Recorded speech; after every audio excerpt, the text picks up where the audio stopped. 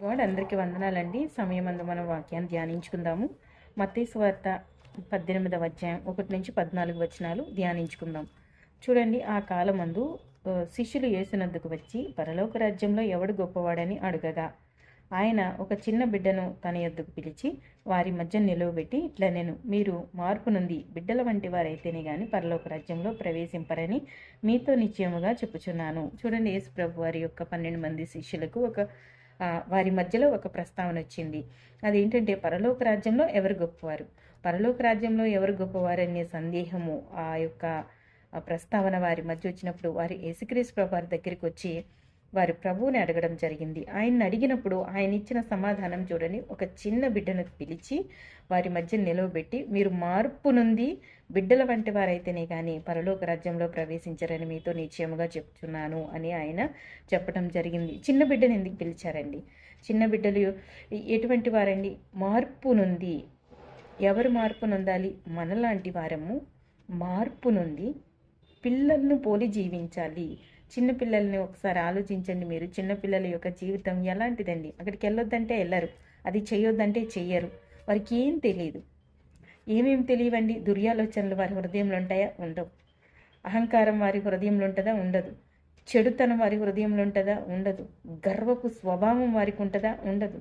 వారు ఎలా ఉంటారండి? తన్ను తాను తగ్గించుకుంటాడు. ఆ బిడ్డ ఎంతగా తగ్గించుకుంటాడంటే, ఒరే అది చెయ్యొద్దురా అనగానే ఆ పని మానేయడానికి ఆ బాబు కానీ ఆ పాప కానీ సిద్ధపడతారు, ఇష్టపడతారు.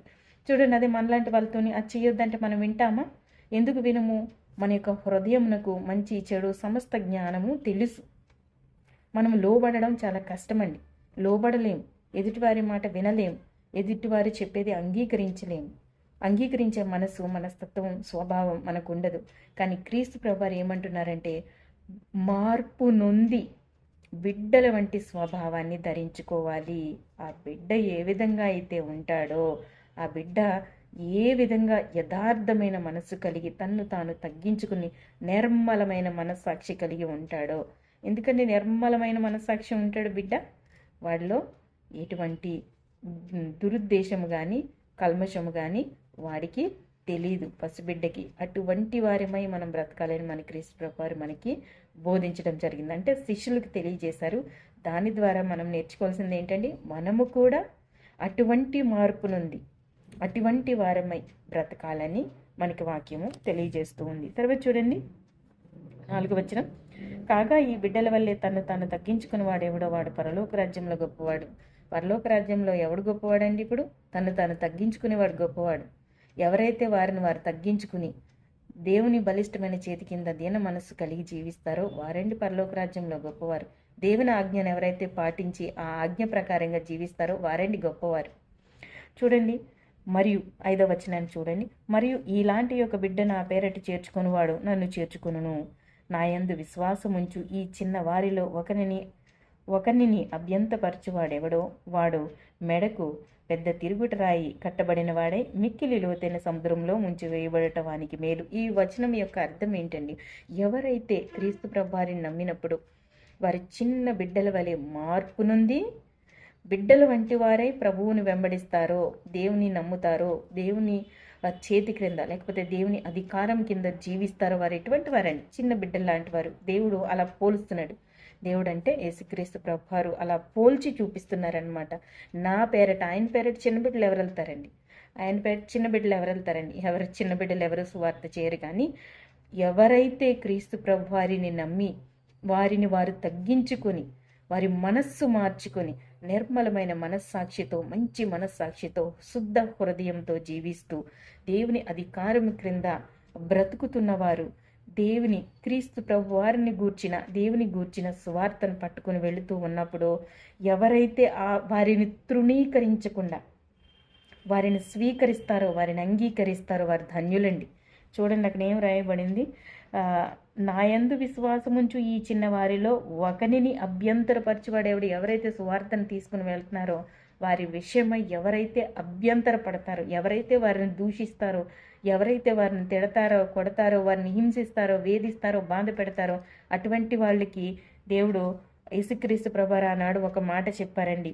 వాడు మెడకు పెద్ద తిరుగుట రాయి కట్టబడిన వాడే మిక్కిలి లోతైన సముద్రంలో ముంచివేయబడుట వానికి మేలు. అంటే ఈ సువార్త, ఇలాంటి సువార్త చేసేవారు వారి దగ్గరికి వెళ్ళకముందే వాడు ఏమైపోవాలండి? వాడు నశించిపోవడం మేలు వాడికి. తీర్పులో వాడి కోసంతా ఆ తీర్పు అనేది కొంచెం తగ్గుతుంది. ప్రభా నాకు సువార్త అందలేదు, నాకు తెలియదు అంటే ఏమో దేవుడు ఏమో ఆలోచిస్తాడు, మరి మనకి తెలియదు ఆ తీర్పు విషయాలన్నీ కూడా. సో అది మేలు వానికి. అంతేకాని సువార్తను తీసుకుని వచ్చిన ఒక వ్యక్తిని అభ్యంతరపడి వానిని హింసించిన, బాధ పెట్టిన, తృణీకరించిన ఏమైపోతాడండి? ఏమవుతాడో ఆ దేవుని యొక్క తీర్పు, ఆ దేవుని యొక్క ఉగ్రత, ఆ భయంకరమైన అగ్నిగుండము ఎదురు చూస్తూ ఉంటుంది. చూడండి, ఇంకొక వచనాన్ని మనం చదువుకుందాము. 7వ వచనాన్ని చదువుకుందాం. చూడండి, అభ్యంతరము వలన లోకమునకు శ్రమ, అభ్యంతరములు రాక తప్పవు కానీ ఎవని వలన అభ్యంతరం వచ్చినా ఆ మనుషునికి శ్రమ. చూడండి, అభ్యంతరాలు రాకుండా ఉండవు. సత్యాన్ని చేతబట్టుకుని ఒక మనిషి వెళుతూ ఉన్నప్పుడు ఆ మనిషిని అసలు అంగీకరించదు. ఎందుకంటే వారి హృదయంలో ఉన్న అసత్యము ఎలా ప్రజ్వలిస్తుందంటే, ఒక అసత్యంతో నిండిన వ్యక్తి యొక్క అంతరింద్రియాలలో, ఆ హృదయంలో ఆ అసత్యము, ఆ అజ్ఞానము దేవోక్తి వలె ప్రబలుతుందంట. ఒక దేవోక్తి ఒక మనిషి యొక్క హృదయంలో ఎలా ప్రబలి దేవుని యందు, సత్యమందు ప్రతిష్ఠించబడిన వాడే ఎంత శ్రద్ధాశక్తులతోని బ్రతుకుతాడో, అసత్యముతో బ్రతుకుతున్న వ్యక్తి కూడా ఆ అసత్యమందు అంతే బలంగా, అంతే ప్రతిష్టవంతంగా పనిచేస్తాడు. గనుక శ్రమ తప్పక, అభ్యంతరాలు రాక మానవు, శ్రమలు తప్పవు. కానీ ఎవని వల్ల అయితే ఈ అభ్యంతరం వస్తుందో, ఎవరు ఈ అభ్యంతరాన్ని వ్యక్తం చేసి అతనితోనే కాకుండా ఇంకొంతమందిని యాడ్ చేసుకుని ఆ అభ్యంతరానికి బలాన్ని పోసి ఎవరైతే ఈ సువార్తను, ఈ సేవను, దేవుని గూర్చిన జ్ఞానాన్ని తృణీకరిస్తారో వారికి ఏంటని? శ్రమ. ఆ శ్రమను ఆ వ్యక్తులు భరించటానికి సిద్ధంగా ఉండాలి, అంతే. కాగా చూడండి, ఇక్కడ మళ్ళీ చెప్తున్నారు, ఇక్కడ చూడండి 8వ వచనాన్ని మనం ఒకసారి చూద్దాం.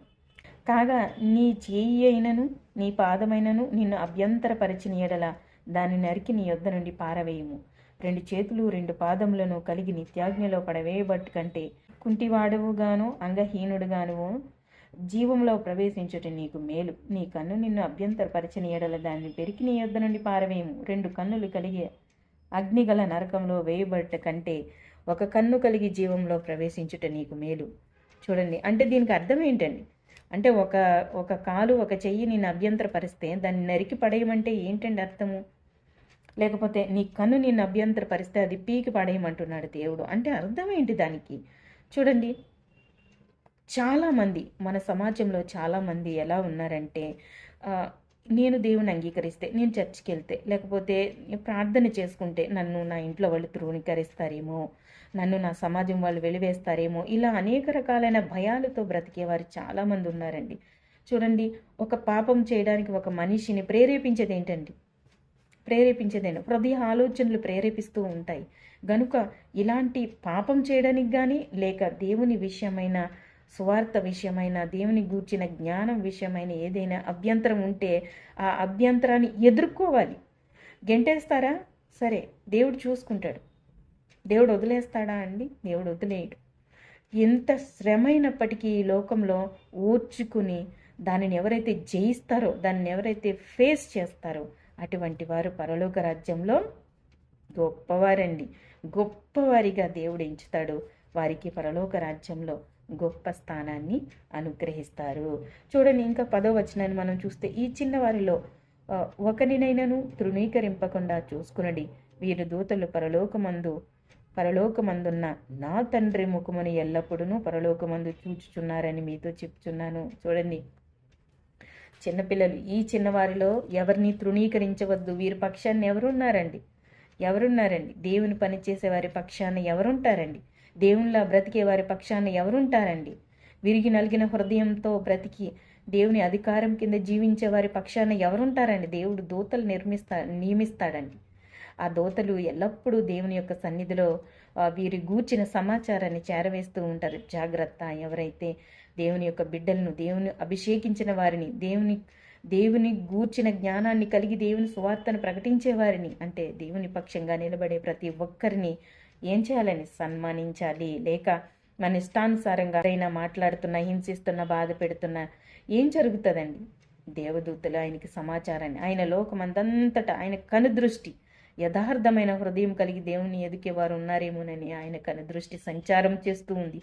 నీతిమంతులు ఎవడైనాను, యెషయా గ్రంథం 66వ అధ్యాయంలో ఒక మాట ఉంది, ఎవడైనాను నలిగిన హృదయము కలిగి దేవుని యందు భయమును భక్తిని వణుకువతోను దేవుని యందు ఉంటే దేవుడు ఏం చేస్తున్నాడండి? వానిని దృష్టి ఉంచుతున్నాడు గనుక ఎవడైనా దీనుడై ఉన్నప్పుడు వాడిని హింసిస్తే ఎవరైనా సరే శిక్షకు పాత్రలు అవుతారని, దేవుని శిక్షకు. గనుక జాగ్రత్తగా బ్రతకాలి, జాగ్రత్త వహించి జీవించాలి. అదండి.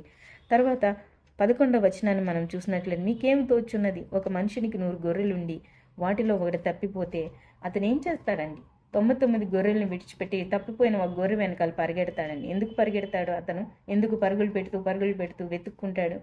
99 గొర్రెలు ఉన్నాయనే సంతోషం కంటే తప్పిపోయిన ఆ గొర్రె దొరికినందుకు బహుగా సంతోషపడతాడంట. చూడండి, మారు మనసు పొంది దేవుని యందు భయము భక్తి కలిగి దేవుని అధికారం క్రింద జీవించే వారి గురించి దేవునికి ఎటువంటి చింత లేదండి. వారు నిశ్చింతగా ఉన్నారు. నరకంలో నుండి, అగ్నిలో నుండి ఒకడు లాగినట్టుగా వారు సువార్త చేత, రక్షణ చేత వారు బయటికి లాగబడి దేవుని యందు ఉన్నారు. ఉగ్రతను తప్పించుకుని దేవుని కుమారులుగా, కుమార్తెలుగా పరిశుద్ధాత్మ చేత అభిషేకం చేయబడి ఉన్నారు. మరి సువార్త అందని వారు, సువార్త తెలియని వారు, దేవుని అంగీకరించలేని వారు, దేవుడు అంటే ఏంటో తెలియని వారు, వీరి జీవితం ఎలా ఉన్నదండి? అగ్నిగుండంలో ఆ అగ్ని అంచుల వైపు ఆ భయంకరమైన శిక్ష ఉగ్రతలో నిలుచున్నారండి వారు. వారి కోసం దేవుడు ఎక్కువ బాధపడుతూ ఉన్నారండి. వారి విషయమైన ఆయన చింత, వారి విషయమైన ఆయన ఎదురు చూసే ఎదురుచూపు ఎంతో త్యాగముతో కూడిందండి. ఆ త్యాగం ఎవరు అర్థం చేసుకోక చాలామంది మతోన్మాదులుగా మారిపోయి దేవుని యొక్క ప్రేమను అర్థం చేసుకోలేక దేవుడు చంపేస్తాడు, దేవుడు క్రూరుడు అని అలా మాట్లాడుతూ ఉన్నారు చాలామంది. దేవుని మనస్సును అర్థం చేసుకున్నప్పుడు మనం బ్రతకలేమండి, గుండె పగిలిపోతుంది. ఆయన ప్రేమను అర్థం చేసుకున్నప్పుడు మనం బ్రతకలేము, మనము నిలవలేము అసలు. అటువంటి దేవుణ్ణి తెలుసుకోలేక అంధత్వంతో బ్రతుకుతున్న మనుషుల కొరకు దేవుడు ఎంత ఎదురు చూస్తున్నాడండి, వెతుక్కుతున్నాడండి దేవుడు. ఎవరైనా మారు మనసు పొంది దేవునిలోనికి వస్తారేమోనండి. తప్పిపోయి ఆయన యొక్క ఉగ్రతలోను శిక్షలోను నిలిచిన ఒక పాపి కొరకు ఆయన బాధపడుతూ ఉన్నాడండి. ఆ పాపిని రక్షించడమే సువార్త. ఆ పాపిని దేవునిలోనికి మలచటమే. ఏ తండ్రినైతే ఒక మనిషి మర్చిపోయాడో ఆ యొక్క తండ్రిని జ్ఞాపకం చేయడమే సువార్త చేసేవారి పనండి. సువార్త చేసేవారిని ఎవరు బాధ పెట్టకండి, హింసించకండి. వారి పక్షాన దేవుడు ఉంటాడు, దేవదూతలు ఉంటారు. అనవసరమైన ఉగ్రతను కొని తెచ్చుకోవద్దండి. చూడండి, ఇంకా మనం చూసినట్లయితే 14వ వచనం, అలాగునే ఈ చిన్నవారిలో ఒకడైన నువ్వు నశించుట పరలోకమందున మీ తండ్రి చిత్తము కాదు. ఎవరండి ఈ చిన్నవారు? ఎవరండి చిన్నవారు? చిన్నవారిలో ఒకడే. ఏ చిన్నవాడు నశించిపోతాడండి? చిన్నవారు ఎవరైనా నశించిపోతారు? ఇప్పుడే కాదు యేసుక్రీస్తు ప్రభువారు మనకి చెప్పారు, ఈ చిన్నవాడు లాగా బ్రతకాలి, ఈ చిన్నవాడిని పోలి, చంటి బిడ్డలను పోలి జీవించాలి, అటువంటి వారిది పరలోక రాజ్యం అన్నప్పుడు మరి ఈ చిన్నవారిలో ఒకడైనను నశించుట పరలోకమందున్న మీ తండ్రి చిత్తం కాదంటే ఏ చిన్నవారు? ఏ చిన్నవారండి? దేవుణ్ణి తెలుసుకోలేనటువంటి అజ్ఞానంలో బ్రతుకుతున్నటువంటి వారి కొరకు దేవుడు చెప్తూ ఉన్నారు. ప్రియమైన దేవుని బిడ్డలారా, ఎవరు నశించిపోవడం దేవుని చిత్తం కాదండి. దేవుడు కమ్యూనిటీగా ఆలోచిస్తాడు, సింగిల్గా ఆలోచించడండి. ఒక పాపములు మోసుకుని పోయే గొర్రె పిల్లగా ఆయన అర్పించడం జరిగింది.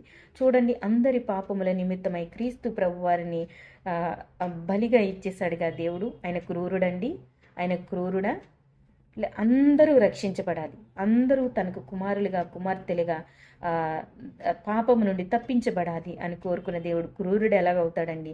చంపేసేవాడు ఎలా అవుతాడండి? నిన్ను నన్ను రక్షించడానికి ఆయనతో సమానంగా ఉన్న క్రీస్తు ప్రభువారిని లోకానికి శరీరధారిగా రక్త మాంసాలలో పాలిభాగస్తుని చేసి మన కొరకు పంపించిన దేవుడు ఎలా క్రూరుడవుతాడండి? ఎవరో ప్రవీణో ఎవరోనంటే కల్వర్ టెంపుల్లో పనిచేసి బయటకు వచ్చానని ఆయన ఏదో మాట్లాడుతూ ఒక మాట నేను విన్నానండి.